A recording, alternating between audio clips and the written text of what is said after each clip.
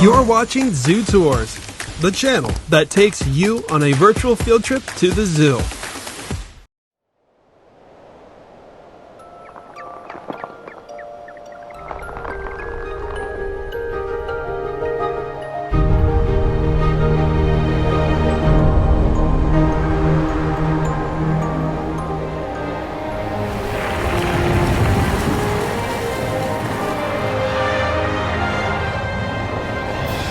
Welcome to the bottom of the world.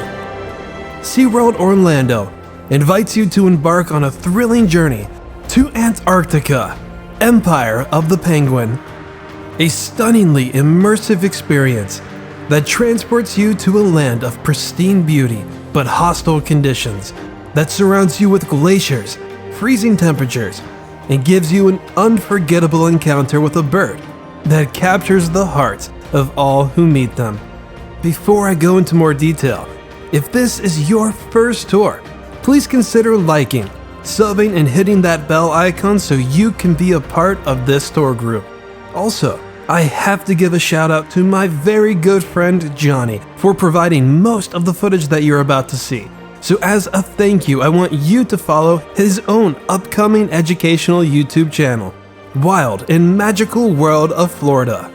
Go to the comments or stick or skip to the end of this video for more info.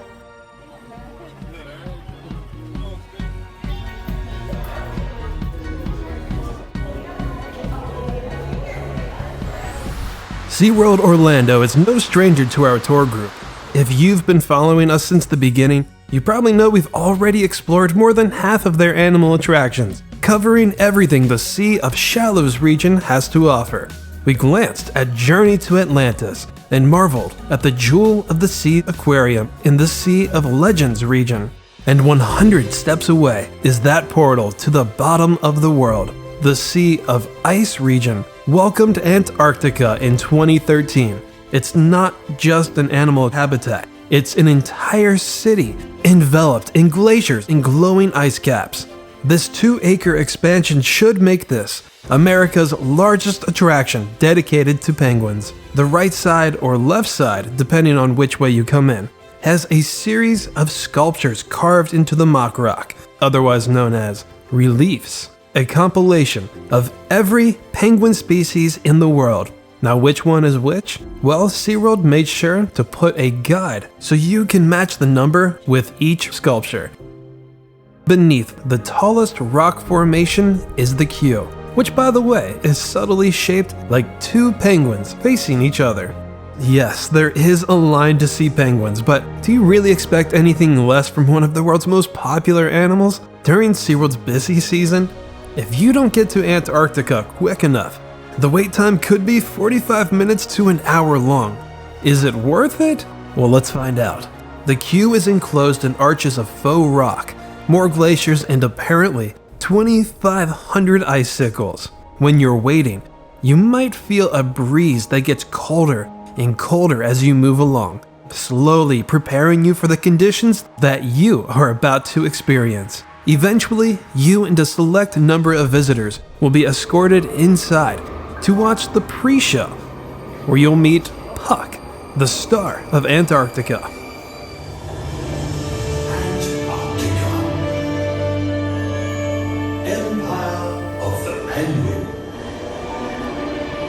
In this frozen ridge of rock and snow, a gentle colony huddles together for warmth, community, and family. A fierce blizzard is coming, and the penguins hurry away to the shelter of a nearby ice cavern. A few stay behind with this anxious young couple. It's late in the breeding season, and their egg is the last to hatch. But the storm is looming closer and closer. Time is running out for one little penguin named Puck.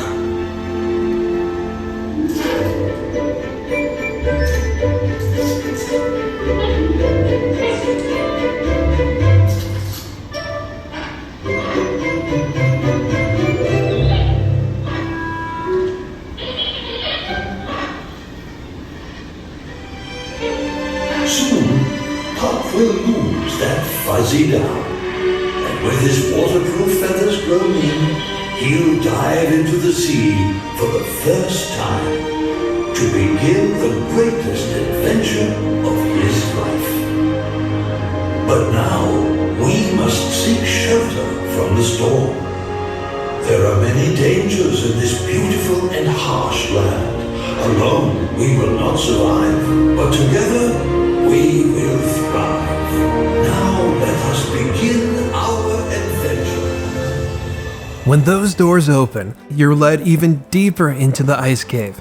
When Antarctica first opened, you were given the option to board a trackless vehicle that guided you through a surreal polar environment, following Puck as he explores the sea for the first time, and concluded with a teaser of the actual exhibit. Unfortunately, the ride closed in 2020, so I did not have the chance to ride it, but there are still several links to ride POVs in the comments section. As of now, your party will be led into a third room to hear a final message from one of SeaWorld's penguin keepers. And this is Skyla. She's a Gen 2 penguin, just like our friend Puck. Skyla and over 200 of her penguin friends call SeaWorld home. Are you ready to meet them? Bundle up. It's time for you to experience Antarctica, Empire of the Penguin. When those doors open, you'll be hit with an even colder blast of frigid air, as if you really left Florida behind. Not many of you probably know this, but SeaWorld is credited for revolutionizing the way zoos and aquariums display penguins, providing them with more natural settings that created a new standard of welfare for these birds, and it inspired parks around the world to follow in their webbed footsteps. It all started in 1983 with SeaWorld San Diego's Penguin Encounter, but more on that at another time.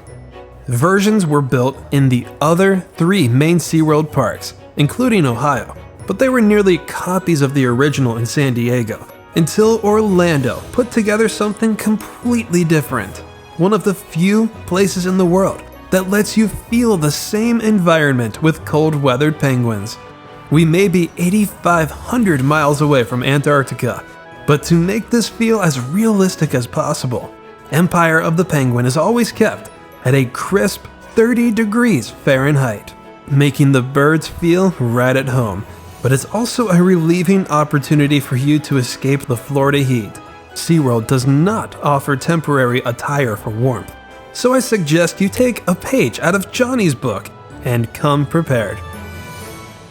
30 degrees Fahrenheit would be an extremely warm day at the South Pole, as the highest average temperature in the summertime is still negative 15 degrees Fahrenheit and nearly 70 below in the winter. SeaWorld was right not to emulate this environment, not only because no guest would ever come in here. There are no penguins at the South Pole. The ones that you find at the bottom of the world live along Antarctica's coasts and its surrounding islands, so the cold that you feel in here really averages out to what these penguins would feel in the wild.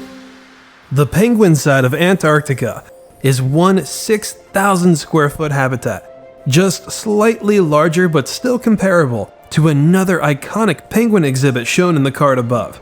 There is virtually nothing stopping us from being in the same space as the penguins. The largest obstacle that separates us is an 18-inch tall rock wall. This may not get you as soaked as the first few rows in Shamu Stadium, but this part of the exhibit is considered a splash zone. And yes, the penguins do occasionally join the crowd on our side of the empire. And that's just one of the reasons why there's always a SeaWorld docent ready to put them back with their friends. Let's say you don't listen to Johnny and now you're stuck in 30-degree weather with short sleeves, but you really want to see penguins. There's a way around that. Follow the path to the left, and through the revolving door is not only warmth compared to the alternative, but there's also a 20-foot wide window that takes you underwater. This 40 to 45 degree, 170,000 gallon penguin pool starts at the first viewing window you might visit. It goes under the middle portion's land area and ends here with a depth of 16 feet. Penguins may be clumsy on land, but they sure are far more graceful and athletic in water. Most aquatic birds rely on feet to move themselves along. Penguins use their wings and torpedo-shaped bodies to propel at high speeds. SeaWorld's chilly Antarctic seas provides a look at some of, I guess you could say, a child's two favorite things. Penguins, of course, and bubbles. As they zip past you, they look like a swimming heartburn relief tablet. When penguins dive, their feathers trap air close to their body, forming an insulating layer that keeps them warm. As they dive deeper, the increasing water pressure causes the trapped air to compress, and as they swim to the surface, the air expands and releases into tiny bubbles. These bubble jackets remove friction between the feathers and the water, reducing drag, allowing them to double or even triple their speeds, which is one reason why they are able to launch themselves from the surface back onto land. 97% of Antarctica is a 3-mile deep, 5 million square mile sheet of ice. The city, the queue, pre-show, and the habitat itself tries to copy this as much as possible with sheets of faux ice. But a lot of what the penguins walk on is not fake. 20,000 pounds of snow falls from the ceiling every day and spreads throughout the exhibit. But if that amount of snow is produced every day, then wouldn't the entire building be a mini ski resort by now? I'd say so. But SeaWorld has a solution to this, and it's part of the same reason why this room smells like the ocean and not bird poop. I don't exactly know how it's done, but I read that lucky Antarctic explorers that stay after hours melt the snow daily and drain it into the park's sewer system. This allows them to use high-tech scrubbers rather than harmful disinfectants to keep the air smelling like the sea. Snow, ice, cold air, and getting splashed. There isn't a whole lot a place can do to make you and the penguins feel even more immersed. Or is there? In the dead of summer, Antarctica looks like this.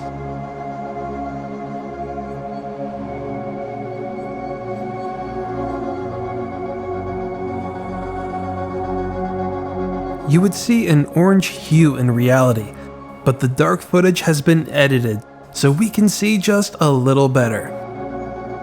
The habitat's lighting changes almost on a daily basis to reflect the light cycle of the Antarctic Circle, where some say there's only 2 seasons, summer and winter.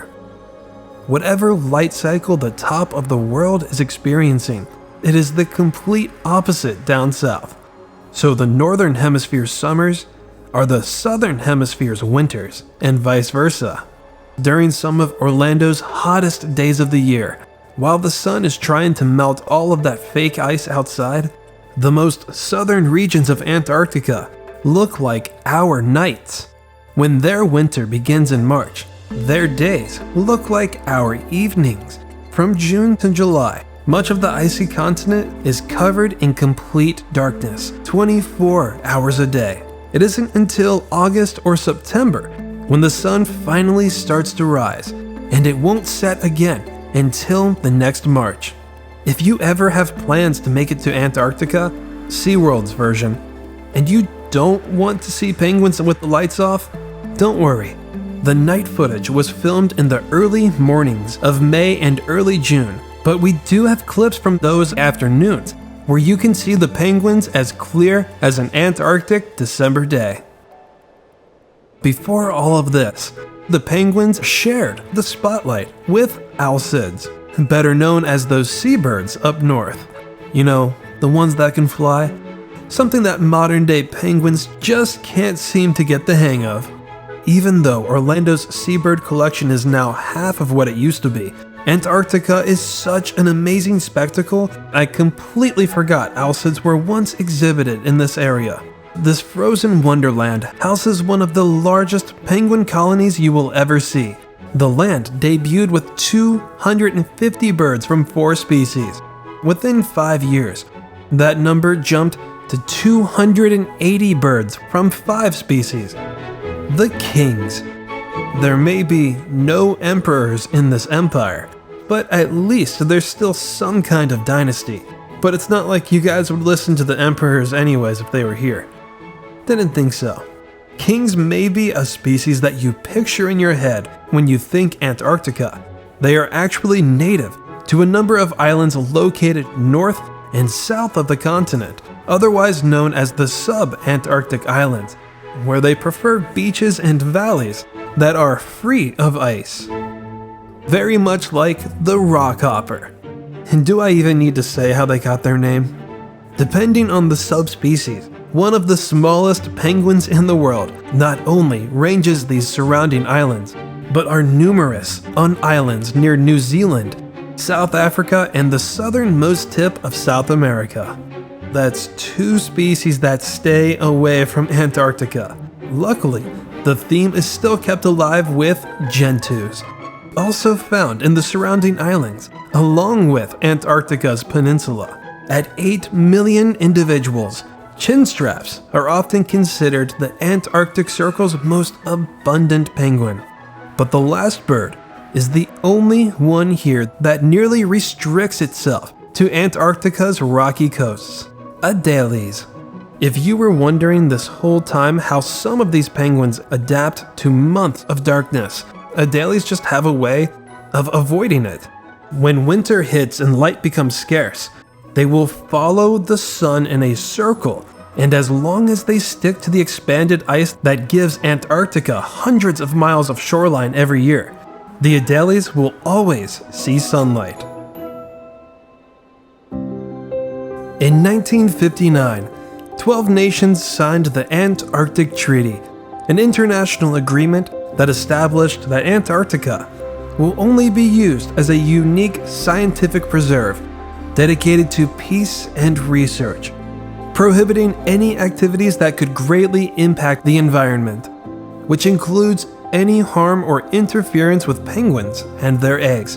And as of today, 54 parties are now part of this agreement.